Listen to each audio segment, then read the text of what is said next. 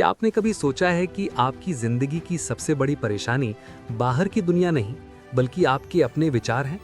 क्या ऐसा होता है कि सब ठीक होते हुए भी दिमाग आपको बेचैन, डरा हुआ या दुखी महसूस कराता है? Don't believe everything you think हमें ये सिखाती है कि हर सोच सच नहीं होती और हर विचार पर भरोसा करना जरूरी नहीं। ये किताब दिमाग के शोर से बाहर निकलकर एक शांत, स्पष्ट और आज़ाद जिंदगी जीने की दिशा दिखाती है। इंसान की जिंदगी में ज्यादातर दुख, डर और उलझनें बाहर की परिस्थितियों से नहीं, बल्कि उसके अपने दिमाग से पैदा होती हैं। हम अक्सर ये मान लेते हैं कि जो कुछ भी हम सोचते हैं वही सच है। अगर दिमाग कहता है कि मैं कमजोर हूं, तो हम उसे सच मान लेते हैं। अगर दिमाग कहता है कि भविष्य खराब है, तो हम डरने लगते हैं।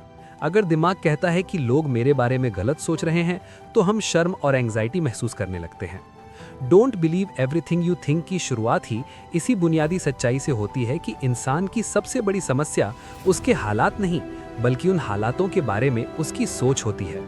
हमारा दिमाग लगातार सोचता रहता है, एक विचार खत्म होता है, दूसरा शुरू हो जाता है। ज्यादातर समय हम इस प्रक्रिया से पूरी तरह अनजान रहते हैं। हम ये नहीं देखते कि विचार आ रहे हैं, बल्कि हम ये मान लेते हैं कि हम ही वे विचार हैं। यही सबसे बड़ी गलती है। जब आप अपने विचारों को मैं मान लेते हैं, तब हर नकारात्मक सोच आपको अंदर तक प्रभावित करती है। किताब हमें सबसे पहले यही सिखाती है कि आप अपने विचार नहीं, आप वो हैं जो उन विचारों को देख रहा है। बचपन से ही हमें सिखाया जाता है कि दिमाग की सुनो, सोचो, विश्लेषण करो और निर्णय लो। लेकिन हमें कभी ये नहीं सिखाया जाता कि हर विचार सही नहीं होता। दिमाग का काम सोचना है, जैसे दिल का धड़कना। इसका मतलब ये नहीं कि हर धड़कन कोई संदेश है या हर विचार कोई सच्चाई। दिमाग पुरानी यादों, डर, समाज की कंडीशनिंग और भविष्य की आशंकाओं से विचार बनाता है।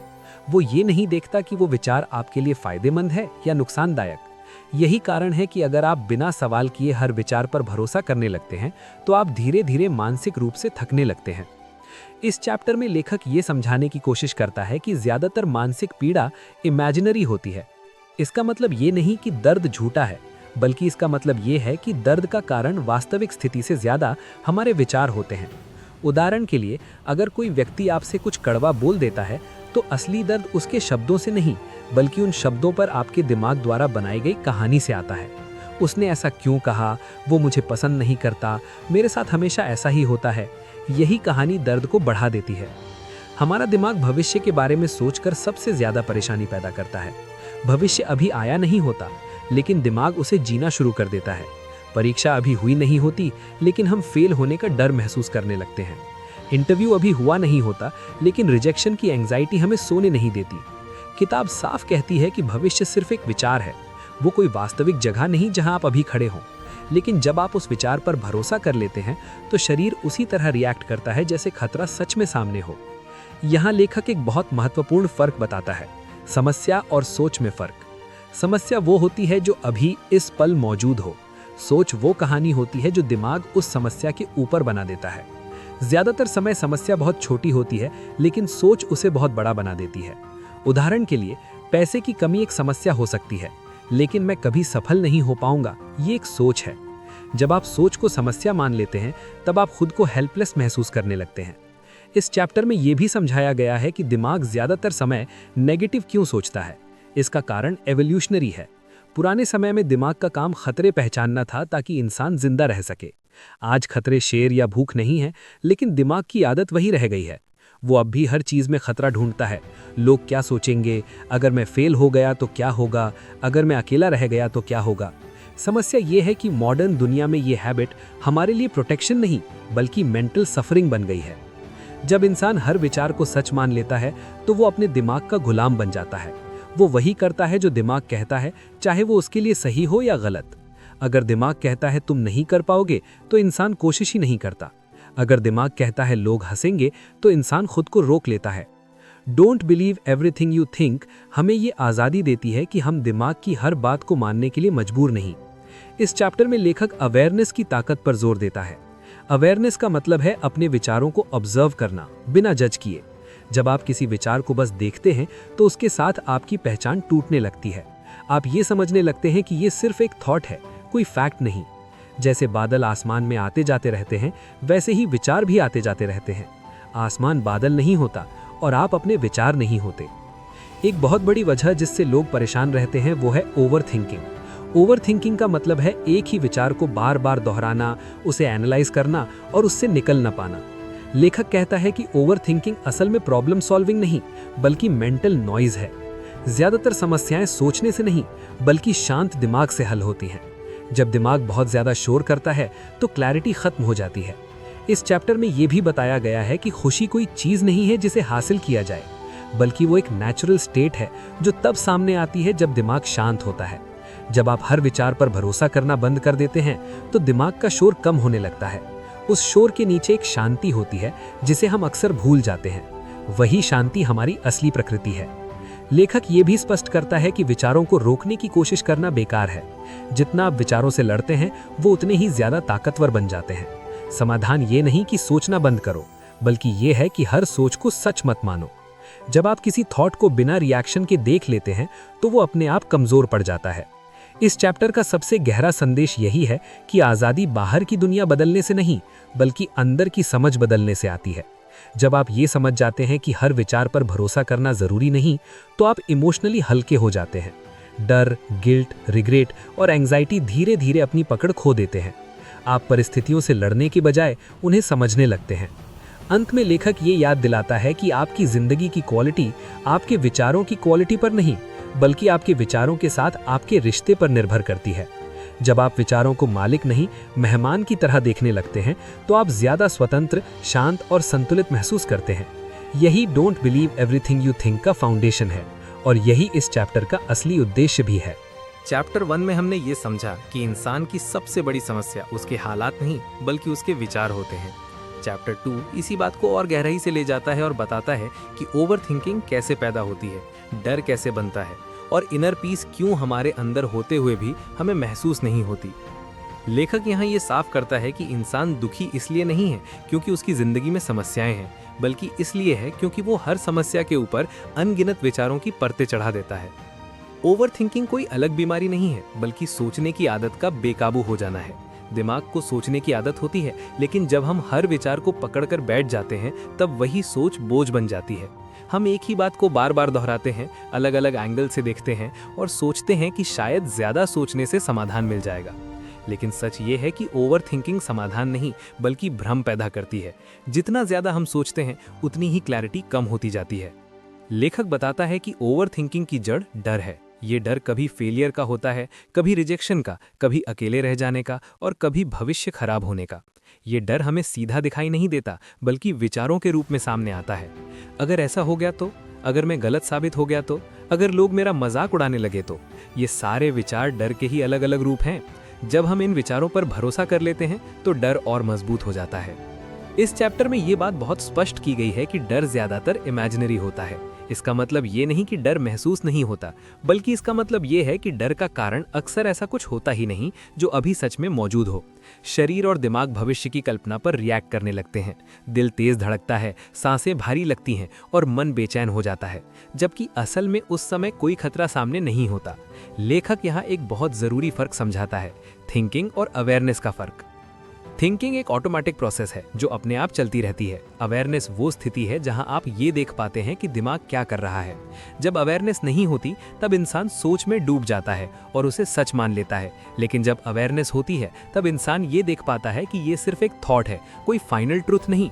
ओवर थिंकिंग इसलिए भी बढ़ती है क्योंकि हम दिमाग को कंट्रोल करने की कोशिश करते हैं। हम चाहते हैं कि दिमाग सिर्फ पॉजिटिव सोचे, गलत विचार न आए, डर पैदा न हो। लेकिन दिमाग को रोकने की कोशिश करना आग में घी डालने जैसा होता है। जितना आप किसी थॉट को दबाने की कोशिश करते हैं वो उतनी ही जोर से वापस आता है।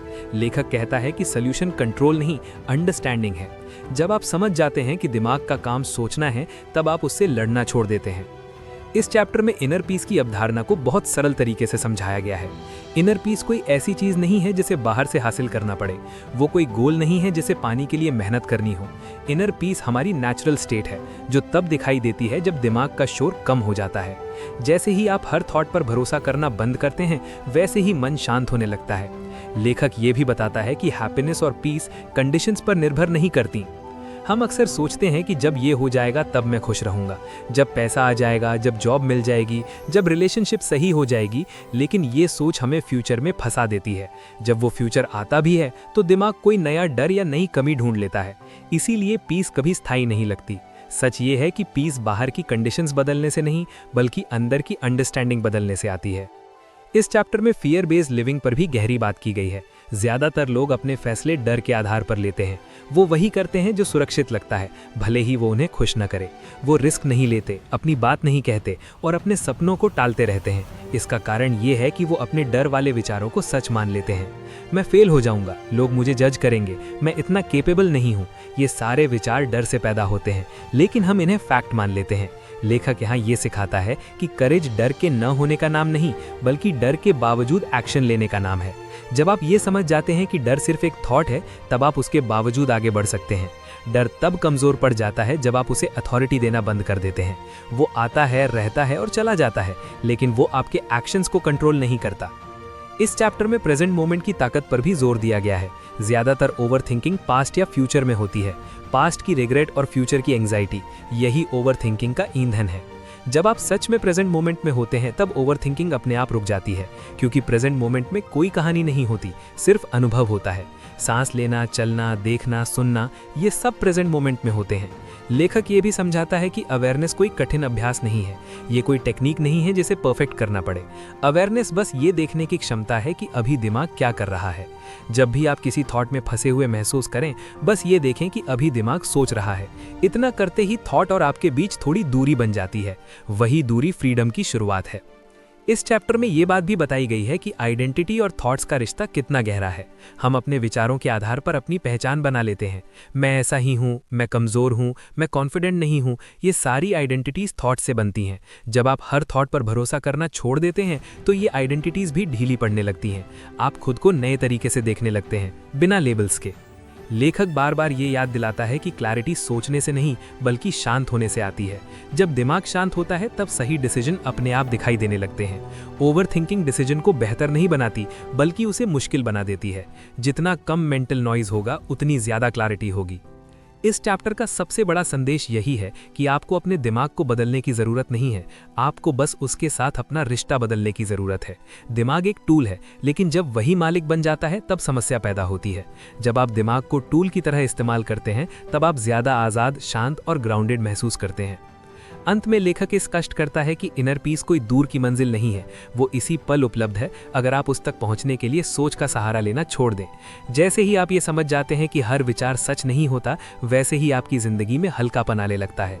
यही don't believe everything you think का कोर मैसेज है, और यही इस चैप्टर का असली उद्देश्य भी है।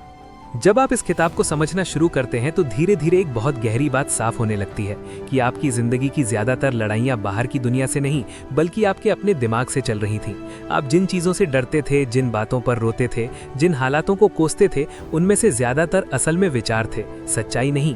ये एहसास आते ही मन पर रखा एक भारी बोझ हल्का होने लगता है। ऐसा लगता है जैसे कोई अंदर से कह रहा हो, तुम ठीक हो, बस तुमने अपने दिमाग की हर बात पर भरोसा कर लिया था। लाइफ एप्लीकेशन की बात करें तो इस किताब का असर किसी एक एरिया तक सीमित नहीं रहता। पढ़ाई हो, करियर हो, रिश्ते हो या खुद से जुड़ा आत्मविश्वास, हर जगह सबसे पहले विचार आते हैं, फिर फीलिंग्स बनती हैं। जब आप ये सीख लेते हैं कि हर थॉट को सीरियस नहीं लेना है, तब आप रिएक्ट करने की बजाय रिस्पॉन्ड करना शुरू करते हैं। कोई आपको कुछ कह दे तो दिल तुरंत टूटने की बजाय आप रुककर देखते हैं कि ये बस एक थॉट है, कोई फाइनल ट्रुथ नहीं। यही छोटा सा गैप आपकी इमोशनल मैच्योरिटी को बदल देता है। ओवरथिंकिंग से जूझ रहे लोगों के लिए ये किताब किसी राहत की सांस जैसी है। जब भी दिमाग फ्यूचर की डरावनी तस्वीरें दिखाने लगे, आप ये याद कर पाते हैं कि ये सिर्फ इमेजिनेशन है, रियलिटी नहीं। धीरे धीरे आप ये महसूस करने लगते हैं कि पीस कोई ऐसी चीज़ नहीं है जिसे ढूंढना पड़े, बल्कि वो तो पहले से ही आपके अंदर मौजूद है, बस विचारों के शोर ने उसे ढक रखा था। जैसे ही शोर कम होता है, शांति अपने आप दिखाई देने लगती है। रिश्तों में भी इसका असर गहरा पड़ता है। ज्यादातर रिश्ते इसलिए टूटते हैं क्योंकि हम सामने वाले के शब्दों से ज्यादा अपनी सोच से लड़ रहे होते हैं। उसने ऐसा क्यों कहा, उसका मतलब क्या था, मैं ही गलत हूँ शायद, ऐसी सोच रिश्तों में जहर घोल देती है। जब आप हर विचार पर भरोसा करना छोड़ देते हैं, तब आप सामने वाले को भी ज्यादा साफ नजर से देख पाते हैं। तब रिश्ते एक्सपेक्टेशन से नहीं, समझ से चलने लगते हैं। करियर और गोल्स की बात करें तो ये किताब आपको डर के आधार पर जीने से बाहर निकालती है। जब आप फेल होने वाले थॉट्स को फैक्ट मानना बंद कर देते हैं, तब आप एक्शन लेने लगते हैं। डर तब भी आता है, लेकिन वो आपको रोक नहीं पाता। आप समझ जाते हैं कि डर कोई स्टॉप साइन नहीं है, बल्कि सिर्फ एक थॉट है। यही समझ धीरे धीरे कॉन्फिडेंस में बदल जाती है। इस किताब का सबसे इमोशनल पहलू ये है कि ये आपको खुद से दुश्मन बनने से रोकती है। हम में से बहुत लोग खुद से ही लड़ रहे होते हैं। खुद को जज करना, खुद को कमजोर कहना, खुद को पीछे मान लेना। Don't believe everything you think आपको याद दिलाती है कि आप टूटे हुए नहीं हैं। आप बस अपने दिमाग की आवाज को ज्यादा अथॉरिटी दे बैठे थे। जैसे ही आप उस अथॉरिटी को वापस लेते हैं, वैसे ही सेल्फ लव अपने आप लौटने लगता है। इमोशनल एंडिंग यही है कि